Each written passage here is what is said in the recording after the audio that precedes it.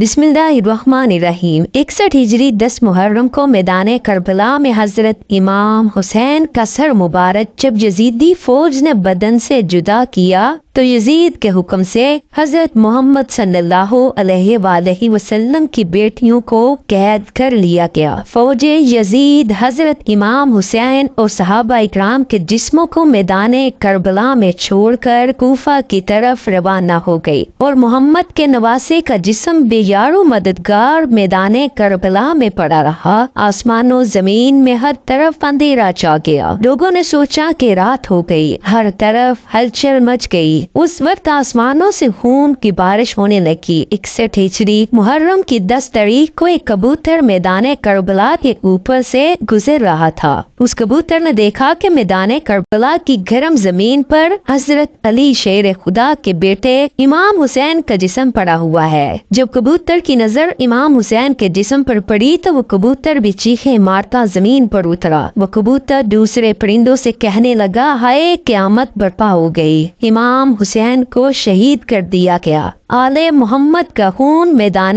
Karbala की जमीन पर बिखरा पड़ा है। जब उस कबूतर ने अपने साथियों को बताया तो इस तरह बहुत से कबूतर मैदान करबला में आकर इधर उधर उड़ने लगे। वो कबूतर भी गमे हुसैन में रोने लगे। उस सफेद कबूतर ने अपने जिस्म को इमाम हुसैन के खून से तर किया। वो खून से तर जिस्म लेकर मदीना की तरफ उड़ा। कबूतर रसूल अल्लाह के रोजे मुबारक के इर्द गिर्द चक्कर काटने लगा। उस कबूतर के जिस्म से खून के कतरे गिर रहे थे। मदीना के लोगों ने जब कबूतर के जिस्म को खून से तर देखा तो वो बहुत हैरान हुए और एक दूसरे से बातें करने लगे। जब मदीना के लोगों ने इमाम हुसैन की शहादत का इल्म हुआ तो वो ये बात समझ गए थे कि सबसे पहले एक कबूतर ने रसूल अल्लाह के रोज़ा मुबारक पर यह खबर पहुंचा दी थी कि हजरत इमाम हुसैन को मैदान करबला में शहीद कर दिया गया है। तारीखी किताबों में ये वाक़या मुस्तनद हवालों से दर्ज है कि मदीना के करीब एक गांव में एक सयाम नामी यहूदी था। उसकी एक हसीन और जमील लड़की थी। अचानक उस लड़की की तबीयत खराब हुई और उस लड़की की आंखें अंधी हो गईं। हाथों ने काम करना छोड़ दिया। जो कोई भी इस लड़की को देखता तो उसके पास जाने से डर जाता।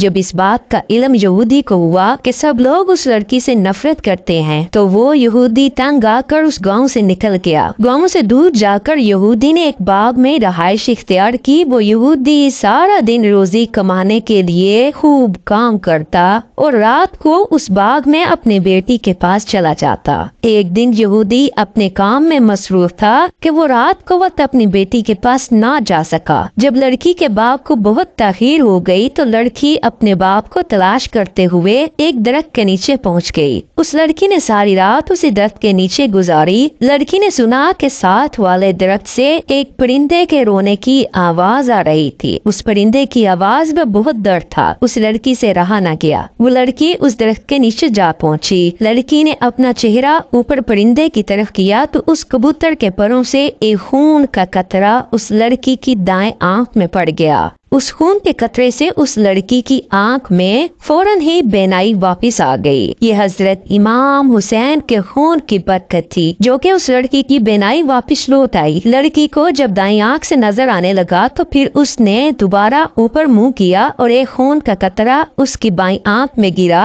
जिससे वो आंख भी ठीक हो गई। जब लड़की की दोनों आंखें ठीक हो गईं तो लड़की ने ऊपर दरख्त की तरफ देखा कि एक सफेद कबूतर दरख्त की शाखों पर बैठा है। लड़की उस कबूतर की तरफ देख रही थी कि कुछ खून के कतरे उस लड़की के जिस्म पर गिरे। हजरत इमाम हुसैन के खून की बरकत से उस लड़की की तमाम जिस्म की बीमारियां जड़ से ही खत्म हो गईं। वो ऐसे सेहतमंद हो गई कि जैसे उसे कोई बीमारी रही ही ना थी। उसके बाद वो लड़की खुशी खुशी उठी और अपने बाप की तलाश में निकल पड़ी। वो लड़की बाग से बाहर निकली कि यहूदी भी उस बाग के करीब आ गया। यहूदी अपनी बेटी को ना पहचान सका और उस लड़की को अजनबी समझकर बोलने लगा, ए लड़की, क्या तूने यहाँ पर मेरी बेटी को देखा है? یہودی نے کچھ نشانیاں اپنی بیٹی کو بتائیں اور کہنے لگا کہ میں اپنی بیٹی کو باغ میں چھوڑ کر گیا تھا لیکن وہ یہاں پر موجود نہیں، کیا تم نے ایسی کسی لڑکی کو دیکھا ہے؟ باپ کی باتیں سن کر لڑکی روتے ہوئے کہنے لگی، ابا جان آپ نے مجھے نہیں پہچانا، میں ہی آپ کی بیٹی ہوں، میں وہی ہوں جس کو آپ بیماری کی حالت میں چھوڑ کر کام کاج کے لیے باغ سے باہر جاتے تھے۔ لڑکی کی حالت دیکھ کر باپ بہت خوش ہوا۔ یہودی اپنی بیٹی سے کہنے لگا کہ بیٹا یہ کیا ماجرا ہے کہ میں تو آپ کو بیماری کی حالت میں چھوڑ کر گیا تھا، تم کس طرح سے ایک ہی رات میں ٹھیک ہو گئی؟ لڑکی نے سارا قصہ اپنے باپ کے سامنے رکھا اور اپنے باپ کو بھی اس درخت کے نیچے لے گئی۔ کبوتر ابھی بھی وہاں بیٹھا رو رہا تھا۔ یہودی نے اس کبوتر سے پوچھا، اے پرندے تیری اس درد بڑی آواز کے پیچھے کیا وجہ ہے؟ تیرا جسم خون سے تر کیوں ہے؟ یہ خون کس کا ہے جس میں اتنی زیادہ برکت ہے؟